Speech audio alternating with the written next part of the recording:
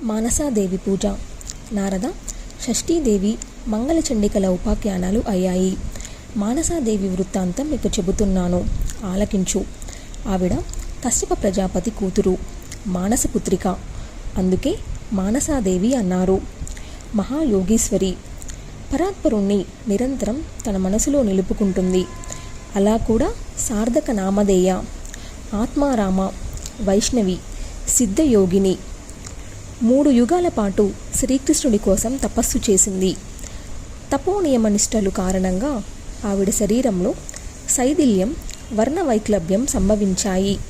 అది గమనించి శ్రీకృష్ణుడు చమత్కారంగా జరత్కారు అని పేరు పెట్టాడు. కృపానిధి శ్రీహరి మానసాదేవి అభిష్టం తీర్చాడు. తాను స్వయంగా పూజ చేసి తక్కిన వారితో చేయించాడు. స్వర్గాది లోకాలన్నింటా పూజలు జరిగాయి. ఆ సుందరీమణిని అందరూ గౌరీగా ఆరాధించారు. జగద్గౌరి అనే పేరు స్థిరపడింది.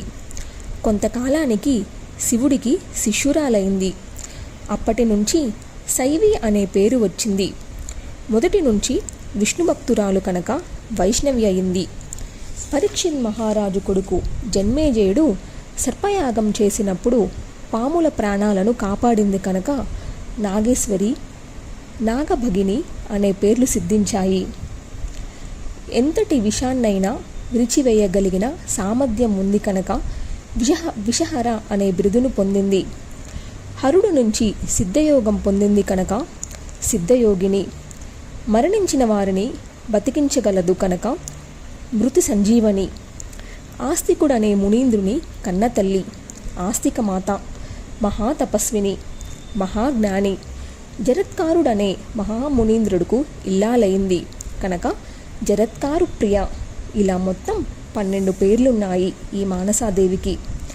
ఈ 12 నామాలను పూజాకాలంలో పఠించిన వారికి, వారి వంశోద్భవులకు పాముల పుట్ట మీద పడుకున్న సర్పభయం ఉండదు.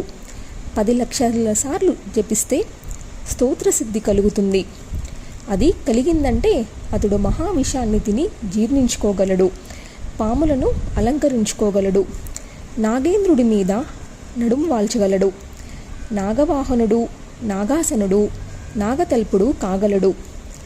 జన్మ ముగిసిన తరువాత సరాసరి వైకుంఠానికి వెళ్ళి విష్ణువుతో రేయింబవళ్ళు విందు వినోదాలతో క్రీడించగలడు. ఈ మానసాదేవి ధ్యాన శ్లోకాలు, సామవేదోక్తాలు, పూజా విధానము, మూలమంత్రము ఉన్నాయి. ఇలా ధ్యానించి పుష్పచందనాలతో పూజించాలి. ఓం హ్రీం శ్రీం క్లీం ఐం మానసాదేవ్యై స్వాహ అనే మూలమంత్రాన్ని ఏకాగ్ర చిత్తంతో జపించాలి. 5 లక్షలు జపిస్తే మంత్రసిద్ధి కలుగుతుంది. కలిగిందంటే అతడు సిద్ధుడైనట్టే.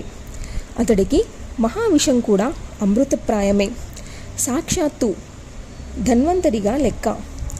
సంక్రమణం రోజున కానీ, ప్రతి నెల పంచమి నాడు కానీ గూడు మందిరాల్లో కూర్చొని ధ్యానావాహన షోడశోపచార పూర్వకంగా మానసాదేవిని అర్చించి ఈ మూల మహామంత్రం జపించాలి. అటుపైన బలిప్రదానం జరగాలి. అలా చేసిన వారికి ధనధాన్య పుత్ర పౌత్రాభివృద్ధి కలుగుతుంది, సత్కీర్తి లభిస్తుంది.